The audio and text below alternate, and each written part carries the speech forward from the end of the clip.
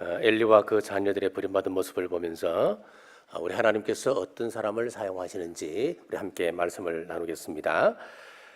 엘리와 그 자녀들이 버림받은 이유를 단적으로 성경은 이렇게 말씀하고 있습니다. 사무엘상 2장 30절 말씀.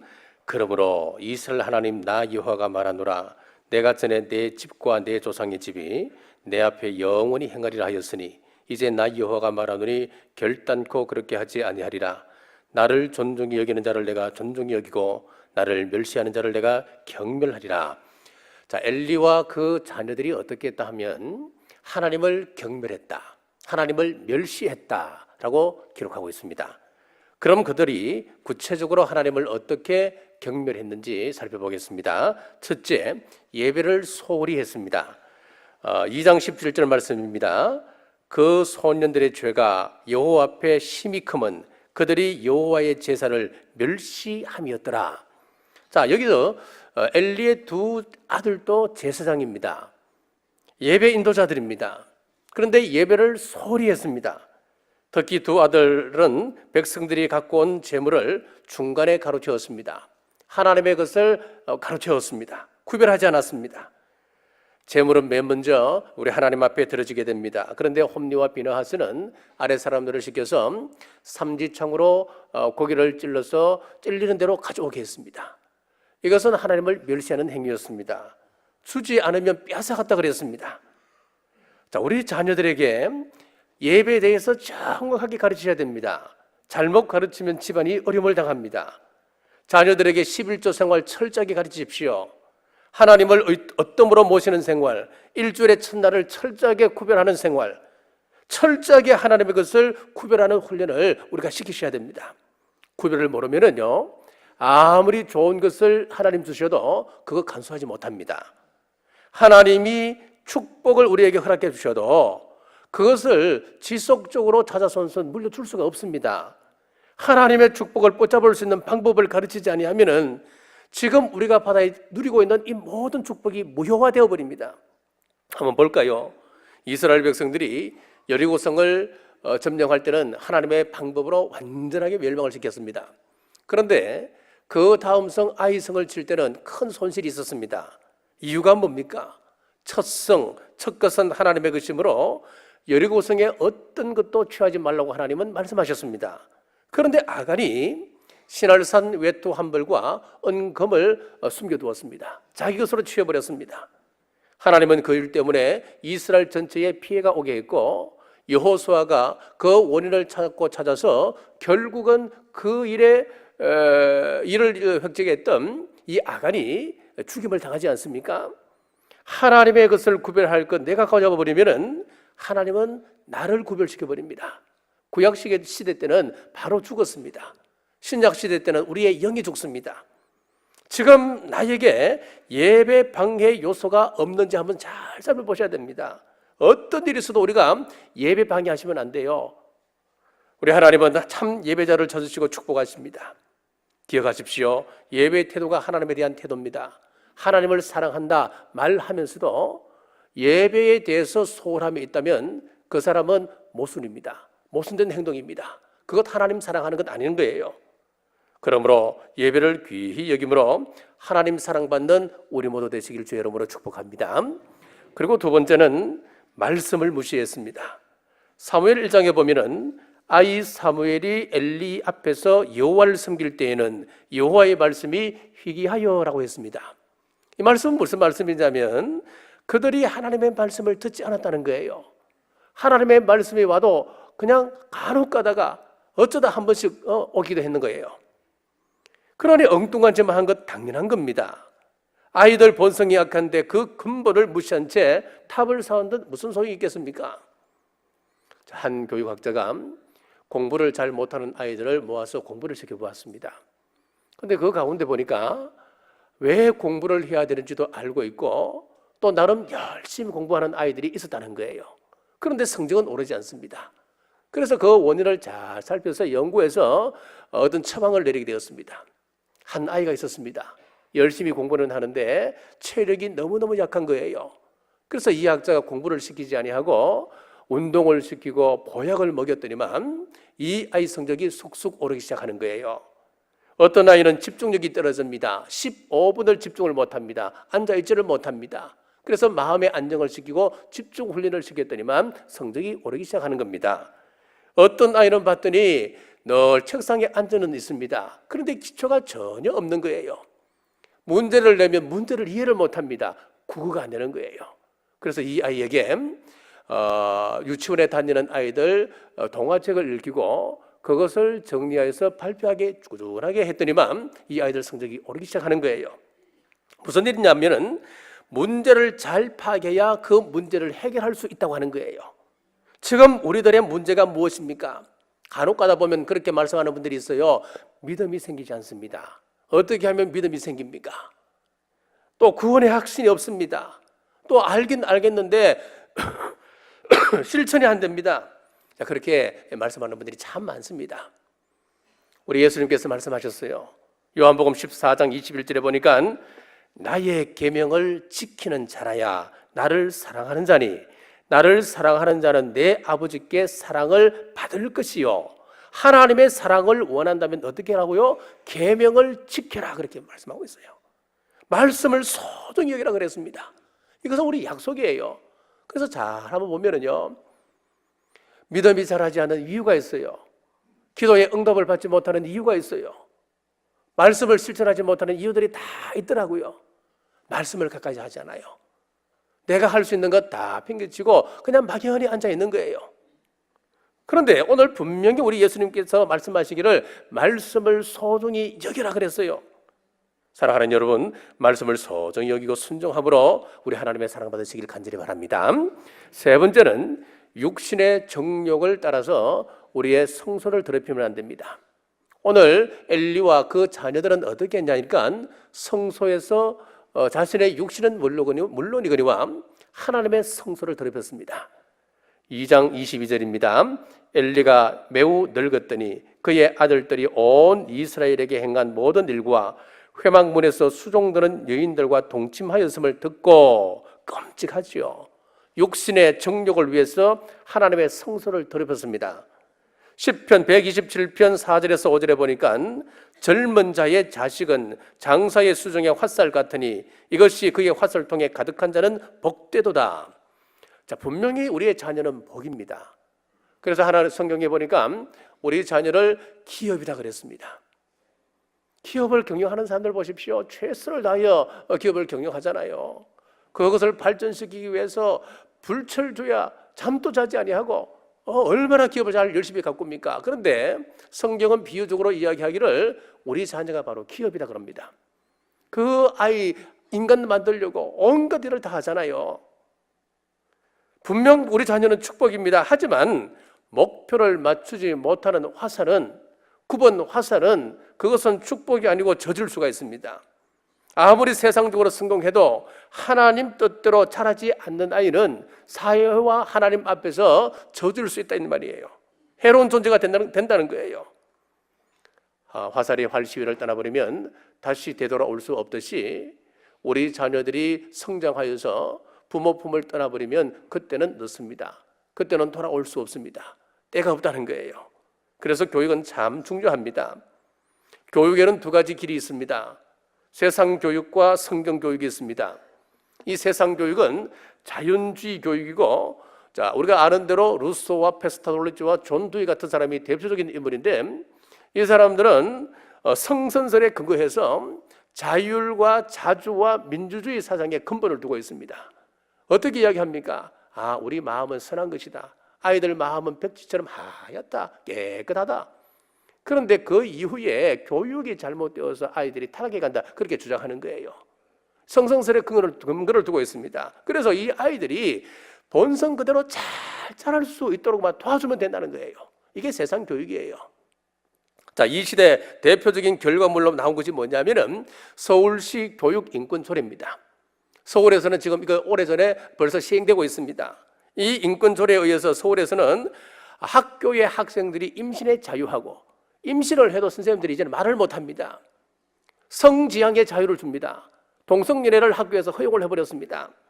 학교에서 일체의 체벌을 금지합니다. 선생님들이 함부로 회초리를 든다 그러면요, 그 선생님은 그 학교에서 쫓겨나는 거예요. 그러니까 이 아이들이 방종으로 살아가게 되는 거예요.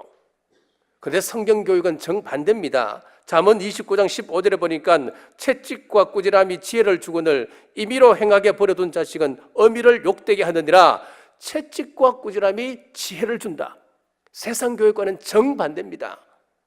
잠언 23장 13절에서 16절에 보니까 아이를 훈계하지 아니하려고 하지 말라. 채찍으로 그를 때릴지라도 죽지 아니하리라. 내가 그를 채찍으로 때리면 그의 영혼을 소홀에서 구원하리라. 내 아들아, 만일 내 마음이 지혜로우면 나 곧 내 마음이 즐겁겠고 만일 내 입술이 정직을 말하면 내 속이 유쾌하리라. 채찍으로 때리면 영혼을 멸망에서 구원한다라고 했습니다. 그러므로 우리 자녀를 지혜롭고 멸망에서 구원하려면 우리가 하나님 말씀 앞에 온전히 세워줄 수 있는 교회 교육에 좀 더 우리 자녀들을 신경 써셔야 되는 거예요. 어떤 크리스천 교수 부부가 있었습니다. 자신의 그 명예 때문에 아들은 꼭 S대에 넣으려고 했습니다. 그래서 교회 학교도 보내지 않습니다. 학원에 보냅니다. 유명한 개인 선생님에게 이 아이를 붙입니다. 그래 하는 이야기가, 야, 교회는 네가 S대 들어가고 난 다음에 가도 돼. S대 들어가는 그것이 하나님께 영광을 올리는 거야. 그 다음에 사회에서 성공하고 그 다음 천천히 교회에서 봉사해도 충분하다고 그렇게 이야기를 하고 교육을 시켰습니다. 본인들은 정작 교회에서 중직을 맡고 있으면서도 말이죠. 그래서 이 아이들가 열심히 공부를 했습니다. 그런데 Y대를 들어갔습니다. 명문대학이지요. 그런데 이 크리스찬 부부에게는 그것이 성에 차지 않는 겁니다. 그래서 하루는 홧김에 이 아이에게 S대도 못 들어간 것이라고 혼을 냈더니만 그날 밤에 그만 이 아이가 자살을 해버렸습니다. 교회 출석도 안 시키고 그렇게 열심히 시키는데 이렇게 되니까 뭐 하는 겁니까, 여러분? 공부는 시원찮아도 믿음 안에 있으면 아들아, 딸아, 참 고맙다 그렇게 해야 되는 거예요. 사실은요, 아이가 공부 잘 못하는 것은 유전적인 경향이 굉장히 커요. 네? 제가 키워보니까 그렇더라고요. 그래서 요즘은 조금 저도 생각이 좀 바뀌었습니다. 저도 열심히 공부를 시키려고 했었어요. 그래 안 되더라고요. 안 돼서 요즘은 이런 말입니다. 내가 옛날에 저랬지 이런 생각이 들더라고요.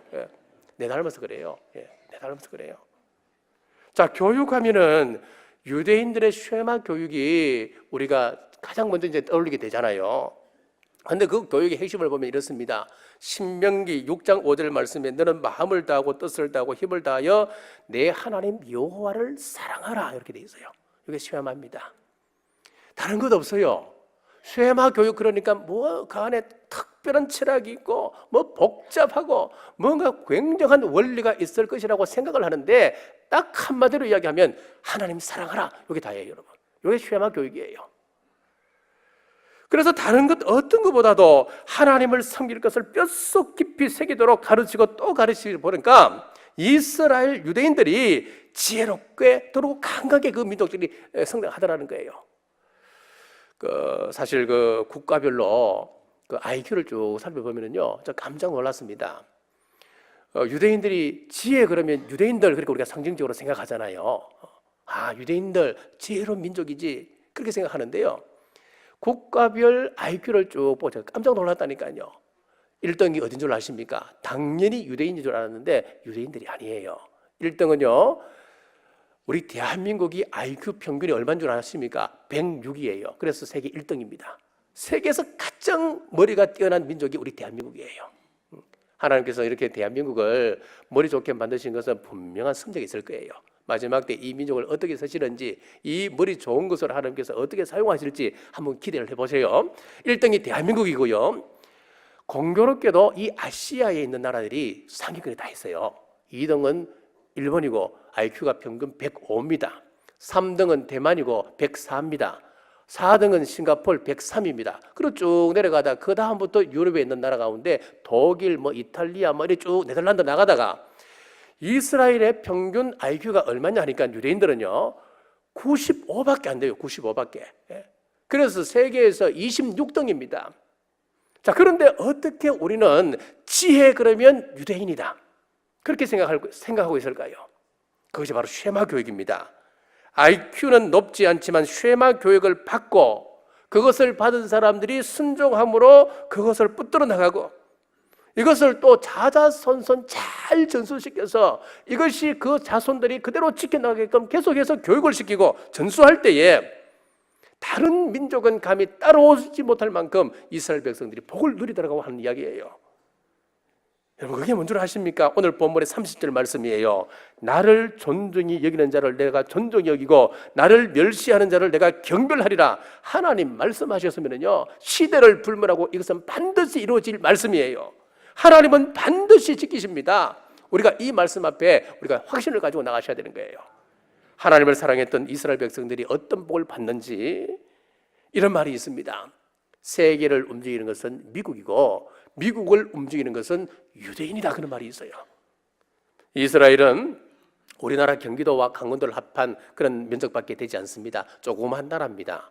인구를 보면은 이 이스라엘 땅에 살고 있는 유대인들과 그리고 그 땅에서 살지 못하고 세계에 흩어져 있는 디아스포라가 있잖아요. 이런 디아스포라까지 합쳐서 1,500만 밖에 되지 않습니다. 서울 인구보다 조금 더 많은 인구를 가진 사람들이 유대인들이에요. 그런데 노벨상을 수상한 민족을 보면, 나라를 보면은 유대인들이 195명을 지금까지 배출을 하면서 유대인의 23%를 배출을 했습니다. 세계 인구의 0.3%밖에 되지 않습니다. 자, 미국 재벌의 23%가 유대인입니다. 미국 변호사가 70만 정도가 되는데 그 가운데 20%, 14만 명이 유대인입니다. 미국 교수 중에 35%가 유대인입니다.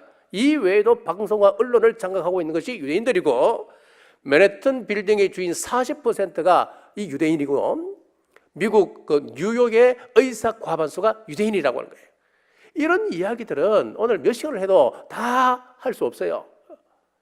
그렇습니다. 인생의 승리는 자신의 능력이나 재능에 달려있지 않다고 하는 거예요. 인간은 스스로 설 수가 없습니다. 하나님께서 함께해 주시지 않으면 아무것도 아닌 거예요.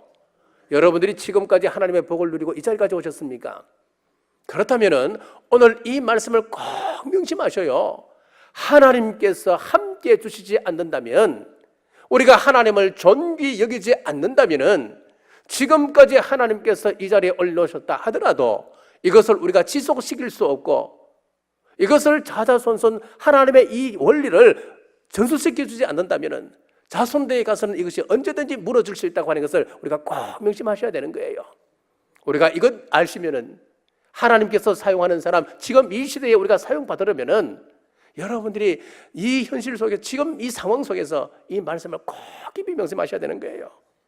사랑하는 여러분, 엘리와 그 자녀들이 약속 관계가 무너졌을 때 점점 쇠퇴해 갔다고 하는 것을 꼭 명심하시고, 우리 모두 말씀과 예배를 소중히 여기고 성소를 깨끗이 관리함으로 우리 하나님의 사랑받는 우리 남북의 온 권속들 되시길 주님의 이름으로 축복합니다. 기도하겠습니다. 하나님 아버지, 감사합니다. 하나님의 쓰임 받으려면 예배 말씀을 바로 세우고 우리 몸을 성결하게 함을 배웁니다.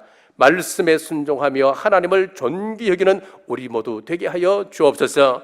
마태복음 10장 기도합니다. 마태복음 10장 7절 우리 남북교회 성도들 천국 가게 하여 주옵소서.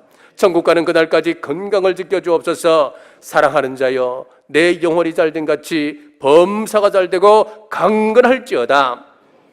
마태복음 10장 12절 기도합니다. 우리 성도들 가정과 직장과 생업에 하나님의 평안이 임할지어다. 우리 자녀들에게 평안이 임할지어다. 부부관계에 평안이 임할지어다. 이 모든 말씀 믿음대로 될지어다. 이제는 우리 주 예수 그리스도의 은혜와 우리 하나님 아버지의 무한하신 사랑과 성령님의 감동, 감화, 위로교통 충만하심이 오늘 주신 말씀 앞에 순종하기로 결단하는 주의 온 권속들과 각 가정과 직장과 생업 위에 지금부터 영원토록 함께 하시길 간절히 축원하옵나이다. 아멘.